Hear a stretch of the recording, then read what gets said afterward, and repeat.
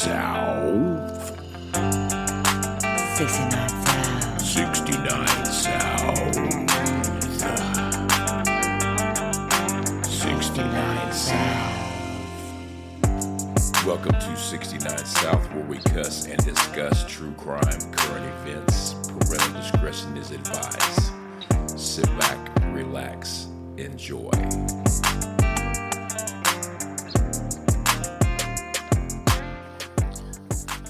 Hello, everybody, and welcome to our podcast, 69 South. We hope you're all having a good day, and we appreciate you joining us and listening to us today. Today, we're going to go to Circleville, Ohio. It's a small town about 30 miles from Columbus, Ohio. Yes, 30 miles south of Columbus, Ohio.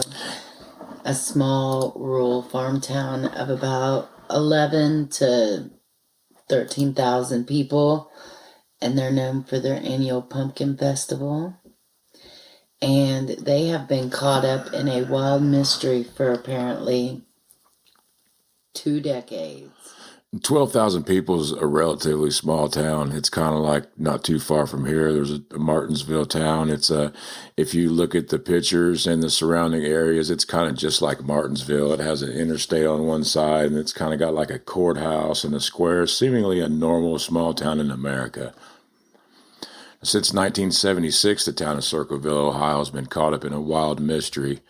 It all started with some anonymous letters being shown up in mailboxes, spilling the dirt and people's deep, dark secrets and threatening to expose them to the whole town.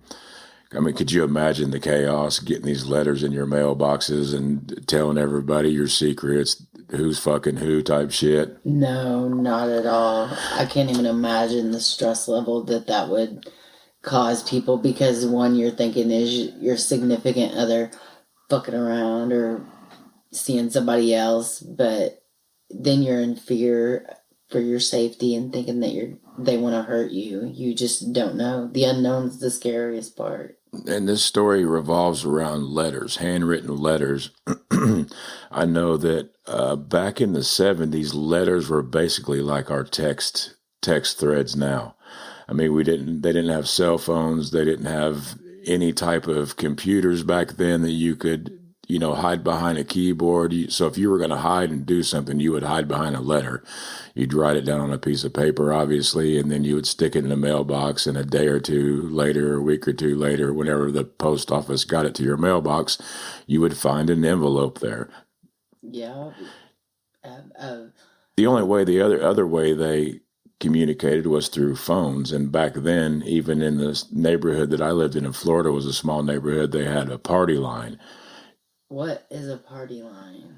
Well, I'm glad you asked that. A party line, it was weird because I grew up in Indianapolis here, and it was downtown, basically. So phone lines, you had private phone lines, but when you get into the rural areas, there was one phone line for a certain selection of area. Like the street that I lived on in Crystal River, Florida, the whole neighborhood shared a party line. So there was one phone line for everybody. So you could pick up the phone and you could hear everybody's conversation that was going on. If you needed to use the phone, sometimes you'd have to pick up the phone and say, "Hey, can I use the phone?"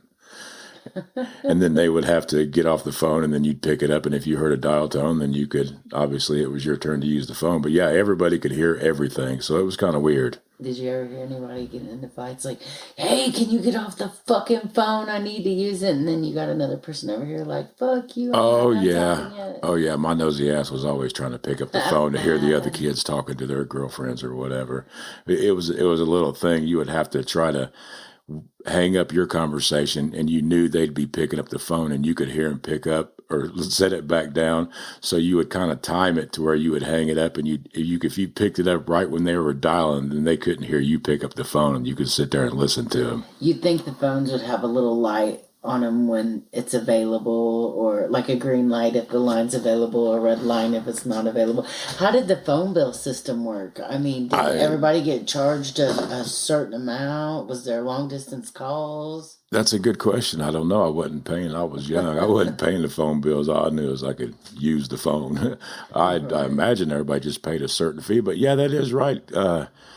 it cost money for long distance, so I wonder how they would keep track of the long distance calls or whatever. I don't know. Oh, I remember when I was young. I had a long distance friend, and I would call, and I ran my granny's phone bill up like $200 or $300, and this was back in 97, 98. Oh, I was in so much trouble. She was so mad at me. But I had no clue what long distance calling was. I didn't know that you're getting charged per minute to speak to whoever, and I was on the phone constantly. It was glued to my ear. So you haven't changed much. Would you hit the one in the area code the phone company charged you? Could you imagine if they charged you per text now? No. We'd be fucking broke. I know, right? I remember when you went to dial the phone numbers in, and it was like you just entered the first 3 digits and the last 4, but now you have to do the area code, and there's just so many new phone numbers. But anyway, on March 3rd, 1977, the first letter landed at Westfall High School, and it was addressed to Superintendent Gordon Massey. it was a juicy one. Yep, it wasn't just any letter. It was written in distinctive block-style writing, like if you could imagine trying to make blocks out of Like the letters. a stencil, almost. Kind of like a Back in stencil, the yeah. day. Would accuse Massey of having an affair with a married school bus driver in Circleville. Her name was Mary Gillespie, and the writer demanded that Massey confess to the school board. And the very next day, the writer didn't hold back. He or she sent a letter straight to the Westfall School Board, spilling the juice on Massey's supposed affair. Now, the main target of this harassment turned out to be the bus driver, Mary Gillespie. She was married with children, and early on in the letter-writing frenzy, she found a handwritten note in her mailbox accusing her of cheating with Massey. Now, hold on 1 second. The letter to Gordon Massey, I have it. Would you like for me to read it? Yes, let's hear that juicy thing. Okay. It says, "Dear Sir, according to my girlfriend, you have asked her to go out many times, and have asked the other female bus drivers too. Due to your position and their jobs with you, you should not do this. This must stop at once for the good of this school and its families. If they are not stopped, I will be forced to write the school board. To prey on another man's girlfriend is untouchable, especially when they are out trying to make a living. There is also talk of you dating a married woman and taking advantage of them. Do you need the times and names again? Please think. I suggest you find yourself a pimple-faced whore and start up with her and leave my girls alone." That's weird, my girls. And the whole point of this investigation is we're trying to figure out who the letter writer was.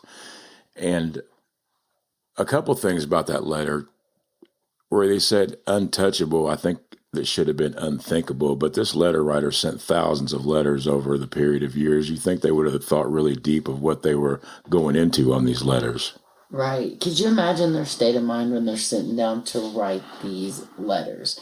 Like the first letters, they were trying to get Gordon Massey to go humiliate himself and tell on himself. If that was even the case, we're not sure if he was even having an affair. But this letter writer wanted Gordon Massey to go to the school board and essentially tell on himself for his misdeeds or misgivings. According to these accusations, Gordon Massey sounded like he was a fucking dog. Yeah. They're accusing him of trying to fuck all the school bus drivers and a married woman. And he was married, and he had a kid himself. Yeah, Will Massey.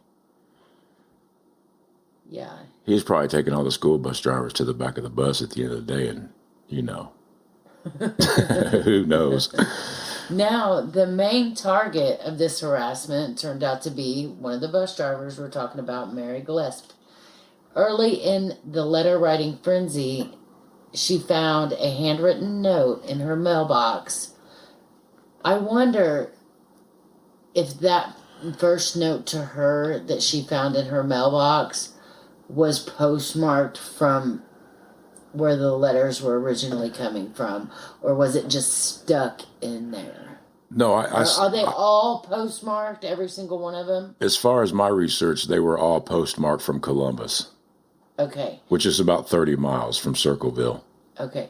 The note in her mailbox accused her of cheating with the superintendent, Gordon Massey, and the writer claimed that they had been watching her and her children and warned her that everyone concerned has been notified and everything will be over soon.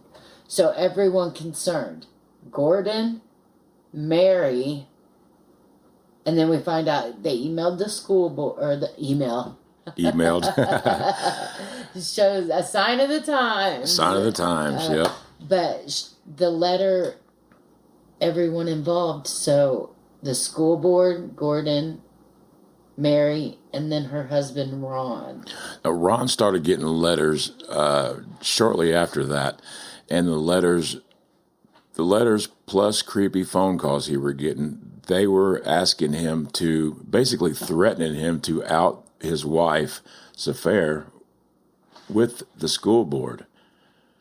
Yeah, and they were saying things like, I know where you live, I know where you drive, I know you have kids. You're going to be in danger if you don't go to the school board.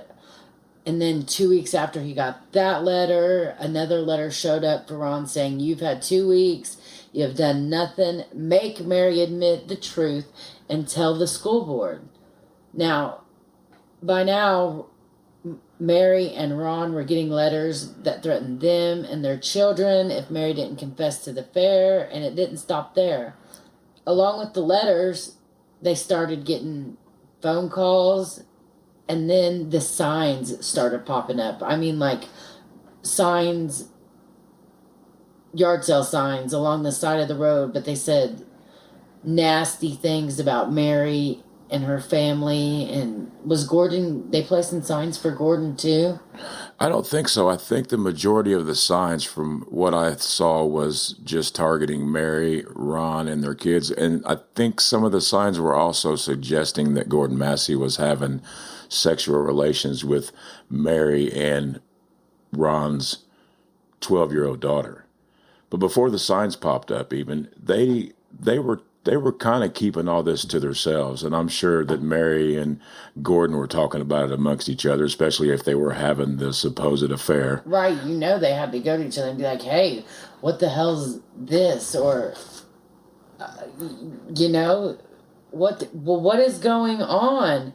And who would want to go and tell your family that this type of people are saying this type of shit about you and everything like that? Right. But they kept it to themselves, and then eventually they opened up and told Ron's sister, Karen Sue Freshour, and her husband, Paul Freshour. They had confided to them about the letters, and Mary had a hunch that the letters were coming from David Longberry. He was a fellow bus driver who had showed interest to her. She had turned him down. I guess he was hitting on her a couple times trying to get at Mary. What's up, girl? Yeah, he probably saw that she was fucking the superintendent, allegedly. It was like, yeah, I might as well give me a piece of that, too. But anyway, they got together, and they wrote David Longberry a letter, warning him, hey, stop the letters, stop the bullshit. We know it's you. And the letters ended up stopping for a couple of weeks. So they thought they'd solve the problem. For a few weeks. But it didn't put an end to the harassment. And then the letters started coming, what? They started flooding back in. Tenfold. Tenfold. Yep. Now, Karen Sue Freshour and Mary had went on a trip to Florida on August 19th in 1977, and Ron got a phone call at home. It just set him off. He told his daughter that it was from the letter writer. He grabbed his pistol, jumped in his truck, and he drove off into the night. Later that night, around 10:35 p.m., Ron's truck was found crashed into a tree, and I believe it was only like 10 miles from his home. He was inside. He suffered major internal injuries, and he died on the scene. I think they actually pronounced him dead at the hospital, but he was dead on arrival. A lot of residents in Circleville, they just could not shake the feeling that Ron's death wasn't just an accident, because they knew him. They knew his mannerisms. They knew what he would do in certain situations. And to them, it felt like murder. After all, the letter writer had threatened Ron's life if he didn't expose Mary's supposed affair with Gordon Massey. And then Ron's brother-in-law, Paul, was convinced that Ron had been killed after figuring out who the letter writer was. And they thought it was the guy that they got together and wrote their letter to, saying, hey, we know it's you. That's who Paul thought had something to do with this.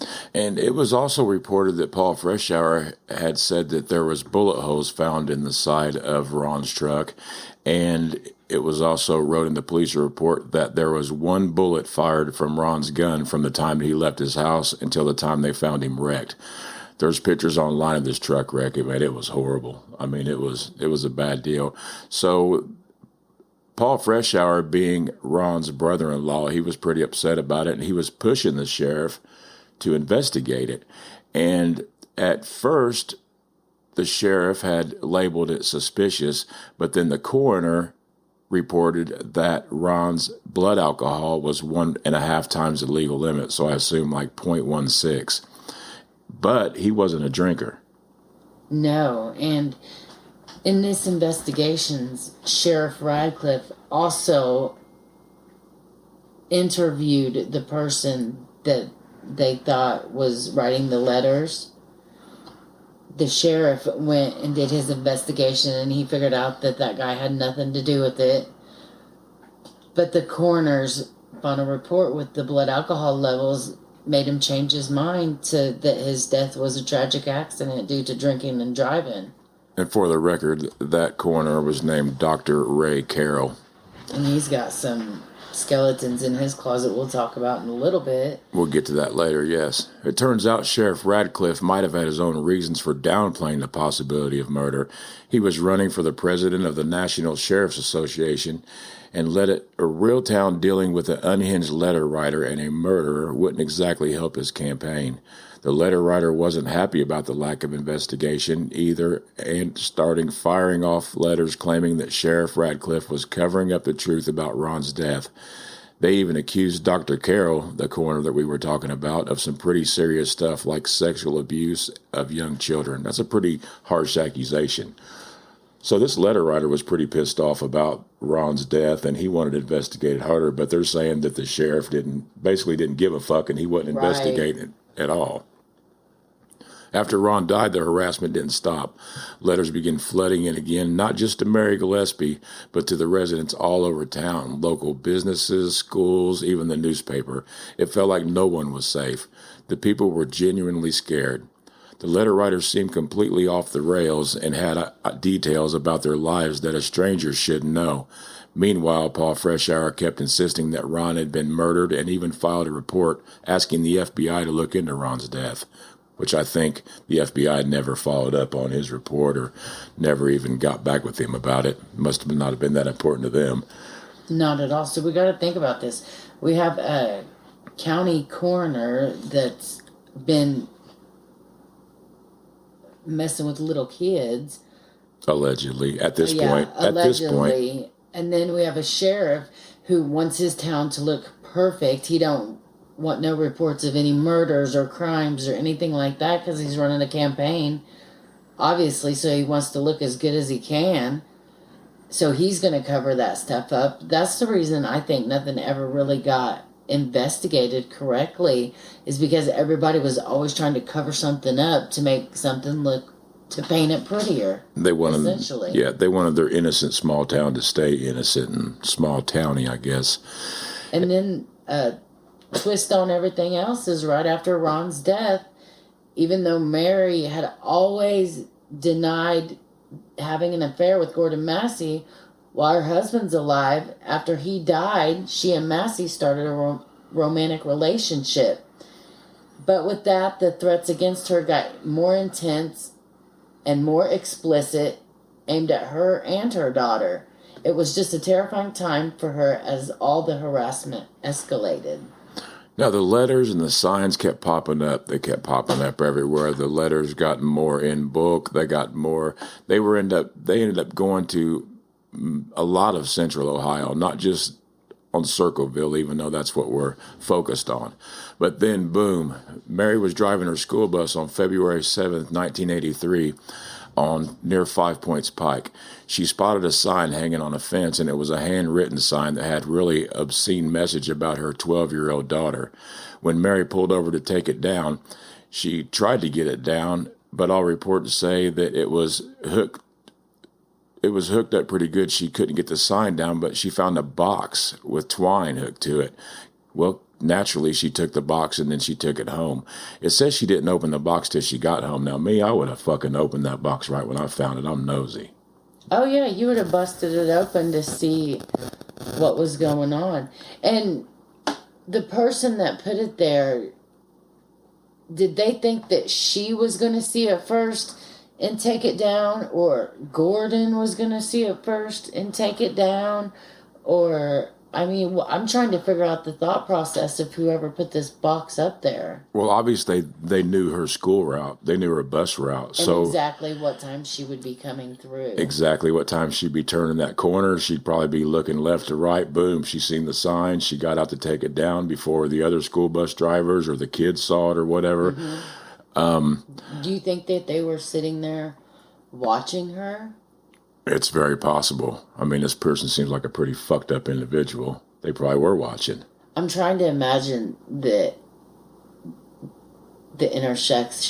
intersection and how it, like, I'm just trying to envision what she's seen whenever she was. The pictures I looked at, it looked like she pulled up to a T, and you can go left or right. And to my recollection, the sign was on the right side of her, like it was right there on the corner, very visible. Probably pretty early in the morning. I mean, it was her morning bus route. But she did take the box home, and when she opened it up, what did she find? A pew-pew. She found a pistol in it that was hooked with some kind of twine. Like a booby trap. Like a booby trap. Well, they took it to the sheriff's office, and that's when the sheriff figured out that it was a booby trap, and it was designed, according to the sheriff, it was designed to where when you pulled the sign up, it would pull the twine, and the twine would pull the trigger, and it would shoot in the direction of whoever was removing the sign. That makes me think. So, I don't even know how police took it so serious. Somebody comes in and says, I found this along the side of the road. And here you go. I mean, they could have just made that at home. You know what I mean? She's the one that could have stole his gun and just made that at home and took it in there like that. Well, it got a lot more serious at that point because the letter writer went from writing letters, if you want to take into account that it didn't have anything to do with Ron's death. So it escalated from writing letters to, booby trapping, trying to murder somebody. So the sheriff took this gun. The serial numbers had been filed off of this gun, but somehow they used an acid test and was able to bring the serial numbers up on it. It came back to a man in Cincinnati, Ohio. They went and interviewed him, and they found out that he sold the gun to Paul Freshour a few months before this incident. There it is, Paul Freshour's name again. Mm-hmm. So the police went to go talk to him, and he admitted that it was his, but claimed it had gone missing weeks earlier, and insisted that it wasn't him that set that booby trap. But if his gun went missing, why didn't he report the gun missing? So there was no proof to back up his story at all. And to some people that might sound crazy, but you live out in the country. I mean, people have several guns, and I've set one in the shop or in a drawer or something, maybe in the garage, and just not even been in that drawer to even see if it was just a little old POS 25. I mean, and by POS, not brand. I mean, little piece of shit 25. Mm-hmm. But I can see that. But he also said that he knew who took the gun, who was responsible, and who had the gun, but he refused to give it up, give the name up. Right. And we'll get to that later. Thought he wanted to handle it on his own. But then things got even weirder because the sheriff's office was like, hey, Paul, can you come down here and we want to get a handwriting sample? But instead of having him write this sample out in his own handwriting, They told him to copy one of the Circleville letters and try to mimic the handwriting. And that's not how it's done at all. You don't ask a suspect to write something in their own handwriting, not to copy someone else's. Wait a minute. They asked him to mimic the block letters on the... Yes, not in his own handwriting. They asked him to mimic the block letters and what they seen. That doesn't make any sense. If they came to me and said, hey, try to mimic these block letters, I'm sure I could mimic it pretty good. Yeah, well, on top of all this, his ex-wife told the police she believed he was behind the letters to Mary. She was the first person to connect Paul to the whole Circleville letter mess. And she claimed that he was the letter writer, and she also claimed that she had found letters in the toilet, and she had claimed that she found 4 or 5 letters in the trunk of his car. But when the sheriff asked to see these letters and see this proof, oops, she threw it away. Yeah, so the scoop on Karen and Paul, they just went through this messy divorce. I mean, you have to think soap opera level kind of drama here with these two people. Karen cheated on Paul. Allegedly. And he ended up with custody of their 3 kids in the divorce, and he got the house. Meanwhile, Karen, she's living in a trailer in her friend Mary Gillespie backyard. So, talk about a motive for a little revenge, right? Plus, she had access to Paul's gun, which isn't exactly a good look. And about the gun, later on in an interview with one of the townsfolk, she said that Paul had confessed to her, allegedly, that his son had took the gun. That Paul's son had took the gun, and that's why he didn't say anything, because he would not dare get his son in trouble. And have him go through the court systems and all that stuff. I mean, I can see why he didn't tell on him. I mean, would you want to tell on your own son or child? You'd rather just handle it within the family and not get the government involved. Right. I guess it depends on if he stole a piece of shit 25 or my AR. I'd be more pissed about the AR. Well, yeah. But as for Paul, he didn't have any physical evidence tying him to the booby trap mess, and he had an alibi for the day that it happened. He was at home because he was getting construction work done on his house, so he was there with the contractors, and he was on board with the investigation. He was like, here, have anything, I'll do anything that you want that's going to help this investigation. But all it took was Karen's accusations after their divorce to put him in the hot seat. And the pistol, though. The pistol was tied to him. Yes, the pistol was tied to him. Now, this alibi that he called into work that day, that's kind of suspicious, even though they said, well, he had an alibi, he was having work done on his house, but how early do workers start? I mean, we're contractors, we go to people's houses. If somebody had took off work that day to be there while we were doing work, say we're starting at 7 o'clock in the morning, the sign had to be put up. I think it was put up in between 3 and 3:30. A.M.? No, in the afternoon. So it was her afternoon bus route? Yes. Oh, okay. Yeah. I see.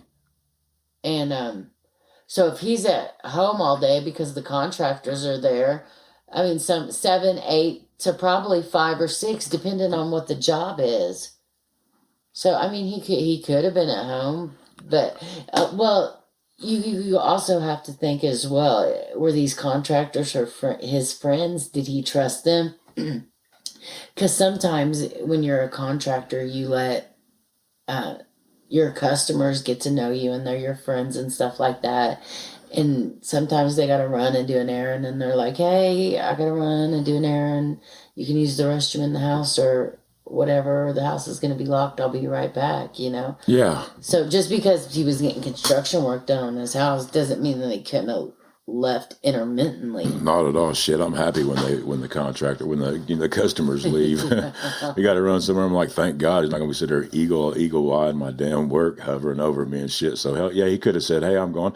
But you got to wonder how much traffic in this town was the bus route. I mean, if it's that time in the afternoon, that's getting close to people getting off work. That's getting close to somebody had to see him. Right. Now there was some kind of allegation, but this was after. We'll get to that in a second. Yeah. So Paul Freshour, just by the accusations of his wife and just by the connection to him with the pistol, he was ultimately charged with attempted murder for the booby trap deal. But he never got charged for sending any of the letters. But they didn't do him any favors in court either. No, they actually used the letters against him in court, which that's kind of weird too. But small towns are small towns. That's not like it was on YouTube like the YSL trial today or anything. I don't see how those letters even got admitted into the YSL trial. I don't either, and we have had to do some extensive research because you look at different sites and different places where you can find information, and there's been all kinds of deviations from the actual stuff. They said that some of his fingerprints were found on the letters, but that's not true. Actually, they were not. There was no fingerprints found on the letters. But he was convicted. He sure was. He was convicted and sentenced to 7 to 25 years in the penitentiary for the attempted murder of Mary Gillespie. And he went up for parole once, and he got denied, and then finally, after he was in there for 10 years, he did get paroled. And at this point, it seemed like the mystery of the Circleville letter writers had been solved. But the letters kept on coming. They did not stop. The letters went to the same people. They kept going out to everywhere. Even Paul received one in prison. And that letter stated, "When are you going to believe you aren't getting out of here? ? I told you 2 years ago. When we set 'em up, they stay set up. Don't you listen at all?"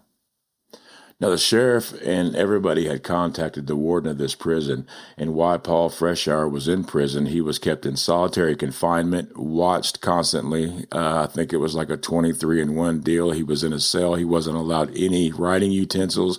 He wasn't allowed paper. He wasn't allowed anything, but the letters still keep coming. They searched his cell multiple times, conducted regular strip searches, and all of his incoming and outgoing mail were examined. Every piece of everything. The prison warden even wrote to Paul's ex-wife, Karen, saying it was impossible for him to be writing those letters from his cell. So if the warden is sending Karen a letter saying, hey, he ain't writing these letters, that means she must have contacted the prison saying, hey, I'm getting letters from Paul. And he's like, no, you're not. So she's trying, if she's still getting letters, she's saying they're from Paul. Not to mention, he's not doing it. Right. And not to mention, the letters were still being postmarked from Columbus, Ohio, which is 90 miles from Lima, Ohio, where he was locked up at. So even if he did have somebody on the inside of the prison helping, maybe he slipping. I mean, the odds of this are crazy, but just imagine that he was slipping letters maybe under his tray to a prison worker, and then the prison worker was mailing them out. They still would not be postmarked 90 miles away. Right. So at this point, the letter writer had to be outside of the prison. Had to be. It was so intriguing that in 1993, Unsolved Mysteries planned to feature the Circleville letter writer. And before filming, the producers received a postcard that read, "Forget Circleville, Ohio. If you come to Ohio, you sickos will pay." The Circleville writer. Despite this, Unsolved Mysteries was like, we're going to do what we want. We've been investigating this. We're covering it. So they went ahead and covered it. And then when Paul got out of prison, they did an interview with him. Oh, yeah, he had just been released on parole. And they did an interview with him. And then after that postcard, no more letters were sent after 1994. Another thing that intrigues me that I read was Karen Sue Freshour. She had made phone calls to people that were in line to be interviewed on Unsolved Mysteries, encouraging them not to go on the show. And also, she posted up across the street in her car. This is by several accounts. She posted up across the street in her car where they were filming the Unsolved Mysteries episode, and she kept track of every license plate, every person that went in, what time, how long their interviews last, everything that was said. Like, she was really into investigating that. That's kind of odd. What was her motive for doing it, and what was she going to get out of doing it? She was getting the knowledge of seeing everybody, but why did she want to know? Why was she so obsessed? That's why I think at a point in time she was writing letters too. I think she started copycatting the original letter writer, and it kept going. But I think that she just I think she did might it have with been Paul. I think she might have been the original letter Or writer. she could have been. Because the letters started with Mary Gillespie, and that was her brother's wife. Mm-hmm. So she was probably shitty that her brother's wife was fucking around on her. But then why threaten your brother? That twist and turn kills me. Why threaten your brother with harm and everything? And to out his relationship. And they appeared to be close because after they got a few of these letters, they went to Karen and Paul and was like, hey, man, check this out. We're getting these letters. And they're like, oh, they clicked up and they're like, let's figure out who did it. And they thought they figured out who did it. And Karen's in the back here just playing, Jekyll and Hyde.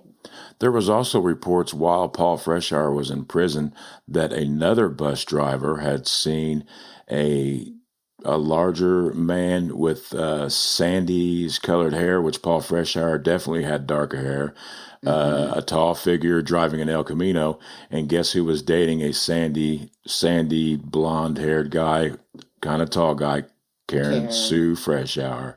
Also, her brother owned an El Camino. So I think there was more than one person involved in it. I think as Karen Sue had her clutches on everybody. Maybe she knew some dirt on a bunch of people. Maybe she was blackmailing some people. But it's odd that so many people knew about this and it's never came out the truth about it. Karen Sue had the most to lose, too. She had lost her kids. She had lost her house in that divorce because Paul was divorcing her. And when he went to prison and got convicted, all that, she got her kids back, and I'm sure she got the house. Yeah, I'm pretty sure she did get the house. Paul Freshour was released on parole in 1994. He ended up serving 10 years. After he got out, he even created a website to try and prove his innocence. Dr. Ray Carroll, the county coroner who reported Ron Gillespie had a blood alcohol concentration of 1.5 times the limit, which ultimately stopped the murder or the foul play investigation. He faced serious accusations himself. He was charged in December of 1993 with 12 counts, including gross immorality, sex crimes, and corruption of a minor, among other offenses. It's so scary that people in power like that are doing that to little children. It's just, I can't wrap my mind around it. They're fucked up. Yeah. Now, David Longberry, that's the school bus driver, remember, who Mary Gillespie initially suspected of writing the letters back in 1977. He had a troubled history as well. He was convicted, not just accused, convicted of raping an 11-year-old girl in 1999, and he's been on the run ever since. So nobody's ever even found this dude as of today. Wow, wouldn't it be cool if he heard our podcast and hear how big of a piece of shit he is? Yeah, if you're out there, David Longberry, give 69 South a call. Let us ask your punk ass about the poor 11-year-old girl that you raped. The letter writer also made accusations against Roger Klein. That was the prosecutor who convicted Paul Freshour. Allegations surfaced claiming Klein had an affair with a school teacher and had her murdered when she became pregnant. While some random couple in Ohio claimed to confirm this story to a TV news station, there's no real actual evidence to support it. Klein eventually became an appellate court judge before retiring in 2013. Well, there's a lot of pieces of fucking shit in Circleville. I was getting ready to say, this right here, this letters are just scratching the surface of what's really going on. We fell down the rabbit hole, and we could do a whole season on everything we found out. It's really the good old boy system down there, and it's scary, really scary, because I feel that Paul was wrongly convicted. I don't think that he was guilty of doing it, and I've seen other people say that, they're convinced that he did it. But if I was on a jury, I would have voted not guilty.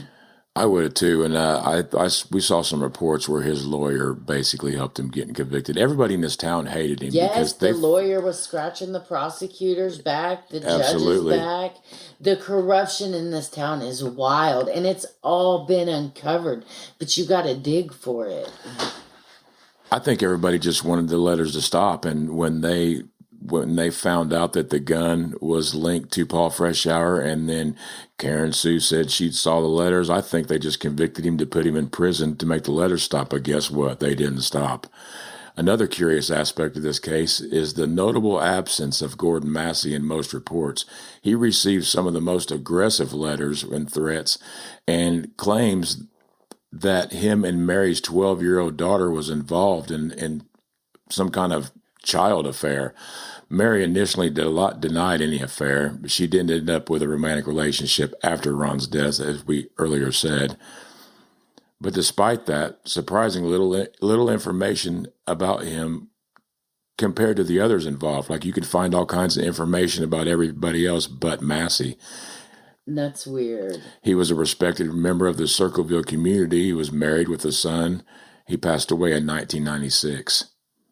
So he was respected in the community. If you're respected in the community, you're out doing things in the community. You're at community events. You're probably holding some type of public office. He was the superintendent. So I guess there's two sides to every person. I mean, I guess you got your public side, and then you got your personal side, because while everybody thought he was so great in public and well respected, on that personal note, his own wife said he was a real piece of shit. Right. They went through a divorce, and she claimed cruelty as the reason for divorce. Since 1994, no letters have been sent, and many people connected to the case have died, yet no one has stepped forward with any new information about the Circleville letters or the events surrounding them. So it remains a mystery, unsolved mystery. But I'll tell you what, I'm going to give you my opinion. I honestly think that Karen Sue Paul Freshour's wife was behind it. And I also think that their son, Mark Freshour, was involved in it too, because several years later, I believe it was after Paul Freshour got out of prison, their son, Mark Freshour, committed suicide. And I think it was from the guilt. Plus he had access to the gun. That was his uncle that was getting cheated on. I just believe it was Karen Sue and her son. That's going to be my guess to this case. What's your thoughts? I have to agree. That Karen Sue, there was something between Mary and Karen Sue that I believe they were good friends at one point in time, and then there was a falling out of some sort, and Karen Sue wanted retribution and revenge, and was jealous and envious of Mary. I mean, maybe they were best friends. We don't know. That's what we can't figure out. Were they like best friends, and then Mary was telling all of her secrets to Karen, and then Karen made up this whole wild conundrum. I think it's Karen Sue. Well, with the help of her adult son, Mark. Definitely. Well, listeners, let us know what you think. Give us your takes on the case, and we will keep you updated on any new information. We have heard that a man that grew up in Circleville has become a law enforcement officer and is reinvestigating the case. So we will keep you updated on any new developments in the Circleville letters mystery. Yes, we want to dig a little bit deeper, and because there's reasons behind this, and we want to find out not only who did it, but the reasons why. Thank you for listening to 69 South Podcast. We'll see you on the next episode. On the flip side, baby. Peace later.